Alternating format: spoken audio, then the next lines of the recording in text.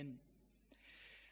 지난주에 맞이한 부활주일부터 부활절이 시작되었습니다. 예수님께서 부활하신 주일을, 그 일주일에 이 주일을 특별히 거룩하게 보내는 우리들에게 어쩌면 매 주일이 부활주일일 수 있습니다. 그러나 특별히 이 교회력으로 정해져 있는 부활절, 이 절기를 통하여서 우리를 향한, 그리고 절망 속에 있는 이 시대의 많은 사람들을 향한 부활의 소망과 기쁨의 메시지를 기억하는 그런 시간이 되기를 소망합니다. 오늘 우리에게 주어진 본문은 24장 14절부터 시작되는 단락 속에 있습니다. 먼저 오늘 우리가 읽은 이 본문이 어떤 맥락 속에 있는지 오늘의 이 본문의 단락이 시작되고 있는 13절부터 살펴나가기를 원합니다. 13절에는 이렇게 기록되어 있습니다. 그 날에 그들 중 둘이 예루살렘에서 25리 되는 엠마오라 하는 마을로 가면서, 오늘 말씀에는 예수님의 두 제자가 등장합니다. 한 사람은 글로바라는 이름을 갖고 있습니다. 그런데 이 제자는 오늘의 본문에서만 등장하는 제자입니다. 그리고 또 한 사람의 제자는 그 이름이 기록되어 있지 않습니다. 이 당시 가롯 유다를 빼고 11명의 사도들을 필두로 120명 정도의 제자들이 예루살렘에 모여 있었습니다. 아마 오늘 본문에 등장하는 이 두 제자도 그 120명의 제자들 중에 두 사람이었을 것으로 생각이 됩니다. 이들은 예루살렘을 떠났습니다. 예루살렘을 떠나 엠마오로 향하고 있습니다. 예루살렘부터 엠마오까지의 거리는 성경 본문에 25리라고 기록되어 있습니다. 그런데 헬라어 원문에는 25리라고는 되어 있지 않고 60스타디온이라고 기록되어 있습니다. 그래서 일본어 성경 신공동역은 60스타디온이라고 그렇게 번역을 하고 있습니다. 이 60스타디온이라는 거리는 약 12km 정도가 된다고 합니다. 걸어서 2시간 반 정도가 되는 거리, 예루살렘에서 엠마오로 향하는 그 길을 이 두 제자가 걷고 있습니다. 오늘 본문은 이 두 제자의 표정에 대해서, 그들이 어떤 얼굴을 하고 있었는지 대해서 기록하고 있습니다. 17절에 보면 이렇게 기록되고 있습니다. 두 사람이 슬픈 빛을 띠고 라고 기록되어 있는 것을 볼 수 있습니다. 이 두 제자는 그들이 소망을 갖고 그리고 믿고 따랐던 그들의 스승이었던 예수님을 잃었습니다. 십자가형으로 죽으셨고 그 죽음을 목격하면서 낙심하고, 그리고 그들의 마음속에는 너무나 허무한 그 허무함이 찾아왔습니다. 예수님이라는 그동안 따르던 희망을 잃은 이 두 제자는 슬픈 빛을 뜨고 있었다. 슬픔에 잠긴 얼굴을 하고 걸어가고 있었다라고 기록되어 있습니다. 이 두 사람은 분명 예수님의 죽음 때문에, 즉 예수님 때문에 슬펐습니다. 그러나 이 두 사람이 걸어가면서 하고 있는 그 이야기의 내용을 보면 또다시 예수님의 이야기를 하고 있는 것을 볼 수 있습니다. 너무나 슬픈 이유가 예수님이었지만, 그러나 예수님이 쉽게 그들의 마음속에서 사라지지 않는, 여전히 아쉬운 그리고 쓸쓸한 그런 마음이 오늘 본문을 통해서 우리들은 그 제자들 가운데 있었다라는 것을 알 수가 있습니다. 그렇게 걸어가는 제자들에게 한 사람이 찾아옵니다. 15절과 16절을 보면 이렇게 기록되어 있습니다. 그들이 서로 이야기하며 문의할 때에 예수께서 가까이 이르러 그들과 동행하시나, 그들의 눈이 가리어져서 그인 줄 알아보지 못하거늘. 이 말씀에는 예수님이 어떤 분이신지, 그리고 예수님은 우리를 어떻게 바라보시면서 다가오시는지가 나타나 있습니다. 예수님은 희망을 잃은 사람들, 신앙을, 믿음을 잃은 사람들, 또 낙심하고 있는 사람들, 그런 제자들에게, 그런 우리들에게 다가오시는 분이시라는 것입니다. 그리고 다가오시고 그렇게 터벅터벅 걸어가는 우리와 함께 걸어가 주시는 분이, 동행하시는 분이 바로 예수님이다라는 것을 이 말씀을 통해서 알 수가 있습니다. 이 두 제자가 슬픈 빛을 띠고 걸었던 것처럼 우리들의 믿음의 여정 가운데도 고통이 있습니다. 슬픔이 있습니다. 때로는 모든 희망이 없어진 것처럼 실망하고 슬픔에 가득 찬 그런 얼굴을 하고 있는 우리의 모습을 볼 때가 있습니다. 그렇게 혼자라고 생각할 때 주 예수 그리스도께서는 우리를 찾아와 주시고 그리고 우리와 함께 동행하는 분이시다라는 것입니다. 그러나 오늘 본문에는 두 제자가 그 예수님을 보지 못하였다, 그인 줄 알지 못하였다라고 기록되어 있습니다. 그것은 무엇을 말하고 있습니까? 어쩌면 우리 또한 우리를 불쌍히 여기시고 찾아와 주시고 동행하시는 주 예수님을 보지 못할 수 있다라는 것입니다. 어쩌면 우리들도 이 제자들처럼 우리들의 믿음의 눈이 가리워져서 예수님을 보지 못하는, 그러나 예수님은 항상 우리 옆에 계셨던 그런 순간들이 우리들의 믿음의 여정 가운데서 있었을지 모릅니다. 이 누가복음이 전하고 있는 눈이 가리어져서라는 것이 어떤 의미인지 찾아볼 수 있는 몇 구절들이 있습니다. 19절에 보면은 누가는 이렇게 전하고 있습니다. 그는 하나님과 모든 백성 앞에서 말과 일에 능하신 선지자이거늘. 이것은 이 두 제자들이 예수님을 어떻게 이해하고 있었는지, 그들의 눈으로 본 예수님이 어떤 분이셨는지를 이야기하고 있는 부분입니다. 그런데 이 19절의 마지막 부분에 주목해 보려고 합니다. 선지자이거늘, 선지자이신데 라고 하면서 그 다음 20절의 내용으로 이어져 가고 있는 부분을 볼 수가 있습니다. 그분은 말과 일에 능하신 선지자이거늘 이신데, 이어지는 20절을 보겠습니다. 우리 대제사장들과 관리들이 사형 판결에 넘겨주어 십자가에 못 박았느니라. 즉 그들이 알고 있는 예수님은 위대한 선지자이신데, 이거늘 그 선지자와는 도저히 연관 지을 수 없는, 상관이 없는 십자가에서 죽으셨습니다. 우리가 알고 있는 능력 있는 선지자는 그런 분이 아니셨는데 이런 결과를 맞이하게 된 것입니다라는 그들의 이해가 나타나 있습니다. 또한 이어지는 21절을 보면은 그들은 이렇게 예수님을 보고 그리고 말하고 있습니다. 이 사람은 이스라엘을 속량할 자라고 바랐노라. 이뿐 아니라 이 일이 일어난 지가 사흘째요.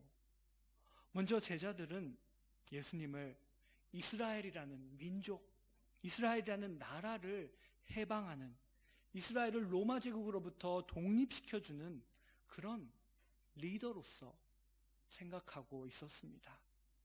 그것이 그들이 눈으로 본 나사렛 예수였습니다.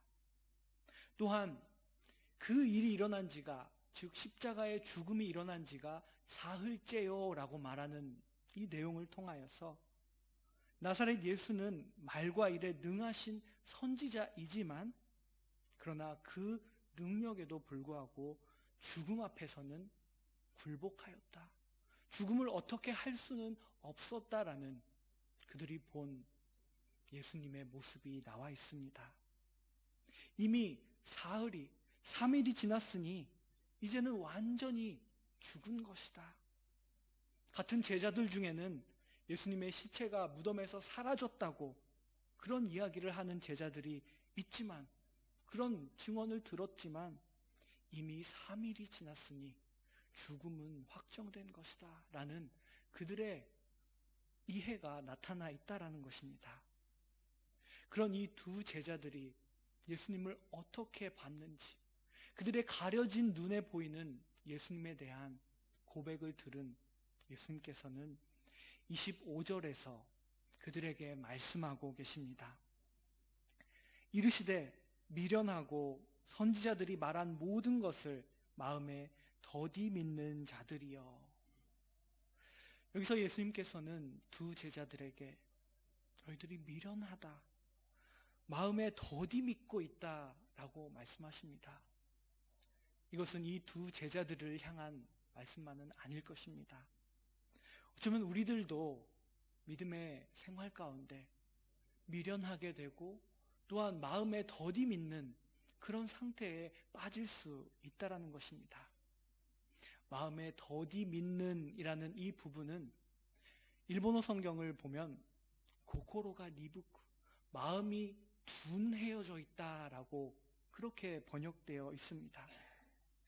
어쩌면 우리의 마음도 둔해져서 또 우리들이 하나님의 지혜에 도달하지 못하는 그런 인간의 미련함 속에 빠져서 하나님의 말씀, 즉 선지자를 통해서 전해진 그 하나님의 말씀이 있음에도 불구하고 우리들의 삶의 자리에서 그 말씀이 우리들을 이끌어가지 못하는 상태, 그 말씀이 나타내고 있는 하나님의 뜻을 행하지 못하는 그런 상태에 둔한 모습으로 빠져 있을 수 있다라는 것, 예수님은 이 25절을 통해서 지금 우리들에게도 말씀하고 계십니다. 그러나 주목해서 봐야 할 것은 그런 제자들을 예수님께서 찾아오셨고 함께 걸으셨으며, 그리고 미련하고 더디 믿는 이 두 제자를 떠나지 않으셨다라는 것입니다. 그들을 포기하지 않고 여전히 예수님께서는 그들과 함께 계셨다라는 사실을 우리는 봐야 할 것입니다. 예수님께서는 그들에게 이어서 말씀하십니다. 26절 말씀입니다. 그리스도가 이런 고난을 받고 자기 영광에 들어가야 할 것이 아니냐 하시고, 먼저 예수님은 이 두 제자가 가려진 눈으로 봐왔던 예수님의 모습을 정정하십니다. 그들이 봐왔던 그 선지자, 죽음 앞에 무너지고, 그리고 어떤 그들을 절망 속에서 끄집어낼 수 없었던 그런 선지자가 아닌 메시아는 고난을 받는 분이시다, 그리고 그 고난을 통하여 영광에 들어가는 분이시다라는 것을 예수님께서는 말씀하십니다.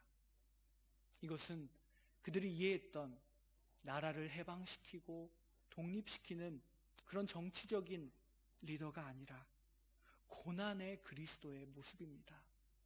예수님께서는 이것을 제자들에게 먼저 말씀하십니다. 그리고 이어지는 27절에서 이에 모세와 모든 선지자의 글로 시작하여 모든 성경에 쓴 바 자기에 관한 것을 자세히 설명하셨다. 예수님께서 친히 하나님의 말씀을 설명하셨다라는 것입니다. 어떤 말씀입니까? 즉 토라라고 불리는 율법, 모세 오경에 기록되어 있는 것, 그리고 예언서 두루마리에 기록되어 있는 메시아 그리스도를 나타내는 내용을 자세하게 설명하시고 자세하게 풀어서 가르치셨다라는 것입니다. 예수님은 이렇게 제자들을 떠나지 않으시고 함께 시간을 보내셨습니다. 두 제자들은 아직까지도 그분이 예수님이라는 사실을 모르고 있었지만 예수님과 함께 시간을 보내고 함께 걷고 이야기하고 예수님께서 풀어서 자세히 설명해 주시는 그 말씀의 내용을 들었을 때 그들의 눈에 낯선 여행객으로, 낯선 행인으로밖에 보이지 않았던 그 예수님과 더 같이 있고 싶다. 누군지 모르겠지만 이분과 떠나고 싶지 않다라는 그런 마음을 갖게 되었다라는 것을 볼 수 있습니다. 그들의 그 마음의 변화가 29절을 통하여 드러나고 있습니다. 29절 말씀입니다. 그들이 강권하여 이르되 우리와 함께 유하사이다. 그들은 강권했다는 것입니다. 예수님을 떠나고 싶지 않은 그들의 마음의 변화가 일어났고, 그리고 부디 우리와 함께 더 이곳에 유하시옵소서, 우리와 하룻밤을 함께 이곳에서 묵고 가시옵소서라고 그렇게 강하게 부탁하는 제자들의 모습을 볼 수가 있습니다. 그들이 그렇게 낯선 기류 여행객을 그들의 숙소에 모시고, 그리고 그를 섬기고 또 함께 식탁의 자리를 나누게 되었습니다. 그리고 그때 놀라운 일이 일어났다라는 것을 누가는 전하고 있습니다. 30절 말씀입니다. 그들과 함께 음식 잡수실 때에 떡을 가지사 축사하시고 떼어 그들에게 주시니. 누가복음에서 여러 번 예수님과 제자들이 함께 식사하시는 모습이 묘사되고 기록되어져 있습니다. 그런데 이 30절의 헬라어 원문을 보면 누가는 이 부분에서 일반적인 식사에 해당하는 용어와 구별하여 특별한 용어를 쓰고 있다는 것을 알 수가 있습니다. 그 용어와 동일한 용어가 쓰여져 있는 부분은 누가복음 22장 19절, 즉 최후의 만찬의 자리에서의 그 식사를 나타낼 때 쓰여진 헬라어와 동일한 용어들을 누가는 이 30절에서 사용하고 있다는 것입니다. 누가는 떡과 포도주를 통하여 십자가에서 죽으신 예수님의 살과 피를 기억하며 예수님과 교제하는 그 특별한 식사와 이 두 제자의 눈이 밝아지게 되는 그 사건의 관계를, 연관에 대해서 이 30절에서 말하고 있는 것입니다. 즉 이 예수님과의 특별한 식사를 통하여 그들이 예수님의 최후의 만찬에 그 사건을 기억했을 때, 예수님의 그 말을 떠올렸을 때 31절을 보면 그들의 눈이 밝아졌고, 그리고 예수님을 알아보게 되었다, 그인 줄 알아보았다 라고 기록되어 있습니다. 분명 주변의 환경은 어떤 것도 변한 것이 없습니다. 그러나 누가는 그들의 눈이 밝아졌다라고 이 특별한 표현으로 그들의 변화를 나타내고 있습니다. 누가가 여기서 말하는 눈은 우리들이 사물을 보는 이 시력을 말하고 있는 것이 아닙니다. 그것은 표현하자면 마음의 눈, 그리고 믿음의 눈입니다. 그들이 우둔해져 있고 둔해져서 더디 믿는 그 마음이 마치 살과 같이, 우리들의 피부와 같이 부드럽게 변해서 민감하게 지금 눈앞에 일어나고 있는 영적인 이 상황을 깨닫고 그리고 느낄 수 있는 그러한 눈이 그들이 갖게 되었다, 밝아지게 되었다라는 것을 이야기하고 있습니다. 구약성경 에스겔서 36장 26절에는 이 31절과 연관지어 볼 수 있는 이런 말씀이 기록되어 있습니다. 굳은 마음을 제거하고 부드러운 마음을 줄 것이며. 에스겔은 새 영을 부어주고, 그리고 그들의 돌과 같은 이스라엘 백성들의 굳은 마음을 제거하여 부드러운 마음을 줄 것이다 라고 이야기합니다. 오늘 본문 31절에서도 그들이 예수님과의 교제, 그 예수님과 함께하는 시간을 통하여서 그들의 둔해져 있던 돌멩이와 같이 딱딱한 마음이 제거되어지고 부드러운 마음을 얻게 되어 그들의 눈이 밝아져서 예수님을 보게 되었다라는 것을 말하고 있는 것입니다. 그들은 이 자리에서 부활하신 예수님과 만난 것입니다. 그리고 그 체험을 했을 때에 이제 더 이상 그들의 육의 눈에는 예수님이 보이지 않게 되었다라고 기록되어 있습니다. 누가는 무엇을 말하고 싶었던 것이었을까요? 그들의 마음의 눈, 그들의 마음이 부드러워졌을 때, 마음의 눈이 다시 밝아졌을 때 그들 안에는 믿음이 생기게 되었고, 그리고 더 이상 예수님을 육신의 눈으로 보지 않아도 그들의 마음 속에는 부활하신 예수님과의 만남이 남아있다라는 것을 이야기하고 있습니다. 32절에서 그렇게 마음이 변한 그들이 이야기하는 내용들을 볼 수가 있습니다. 그들이 서로 말하되 길에서 우리에게 말씀하시고 우리에게 성경을 풀어주실 때에 우리 속에서 마음이 뜨겁지 아니하더냐. 사실 그들은 예수님과 함께 있을 때부터 마음이 뜨거웠다라는 것입니다. 그렇게 서서히 그들의 마음 속에, 그들의 내면 안에 변화가 일어나고 있었습니다. 누가는 이 제자들의 대조적인 엠마오를 향해 걸어갔을 때와 그리고 부활하신 예수님을 만난 이후에 변화되어가는 그 모습을 본문을 통해서 전하고 있습니다. 슬픈 빛을 띠고 어두운 얼굴을 하며 걸어갔던 제자들, 우둔하고 그리고 미련해서 예수님을 도저히 이해하지도 볼 수도 없었던 그들이 다시 눈이 밝아졌고 그들의 마음이 다시 뜨거워지기 시작하는 그 변화를 보여주고 있다라는 것입니다. 그 변화는 그들의 내면에서 머물지 않았습니다. 그 변화가 그들의 발걸음을 다른 곳으로 움직였다라는 것을 또한 누가는 전하고 있습니다. 오늘 본문 33절 말씀입니다.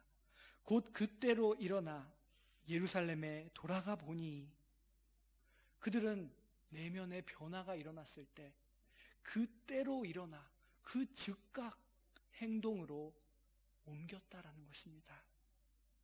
제자들은 원래 어디를 향하여 걸어가고 있었습니까?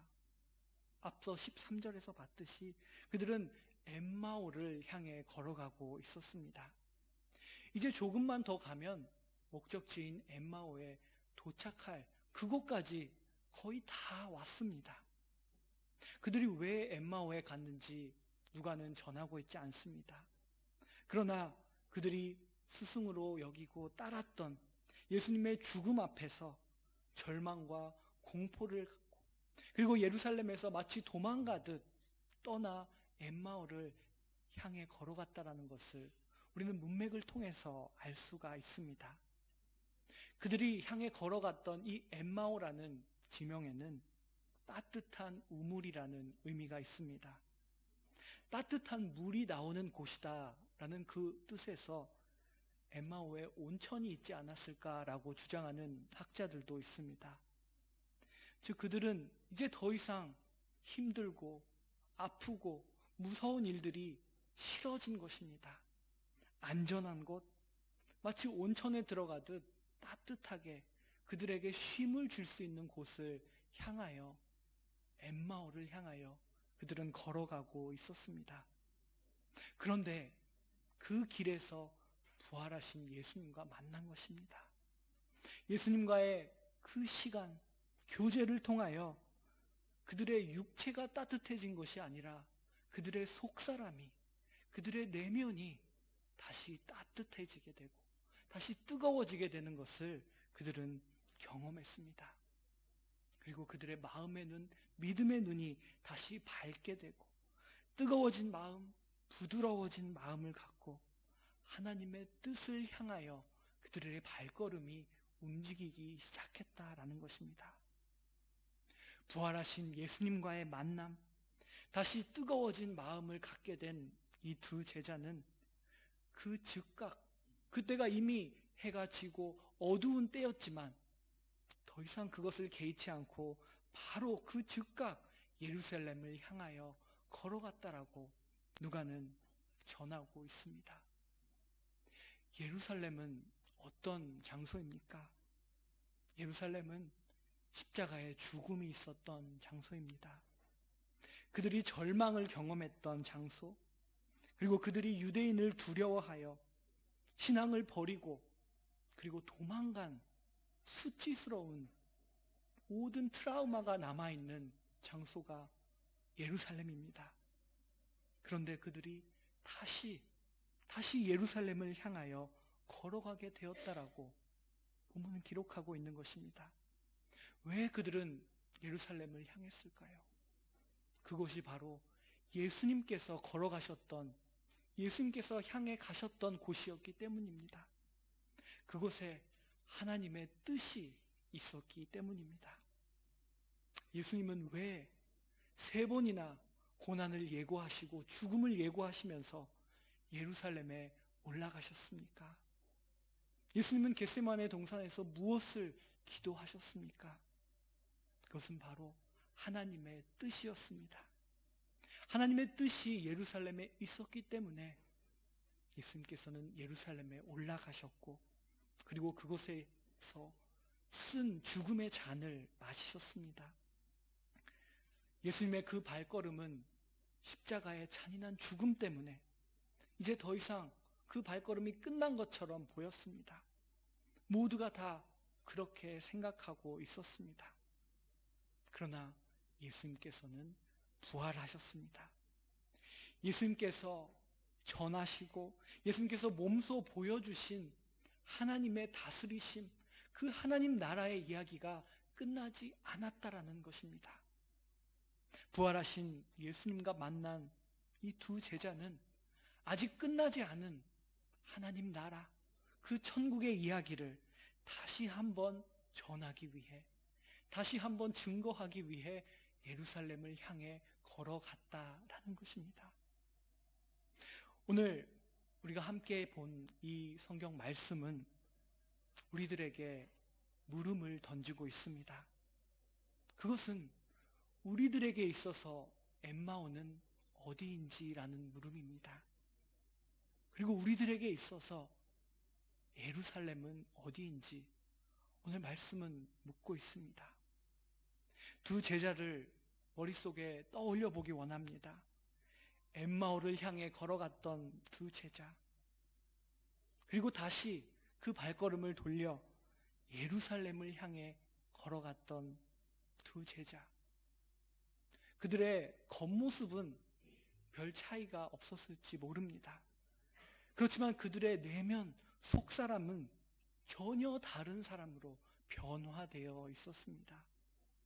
그리고 그 안에서 일어난 변화가 그들의 표정 또한 바꿨을 것입니다. 이 주님과의 만남, 교제는 이 2 제자에게 국한된 것이 아닙니다.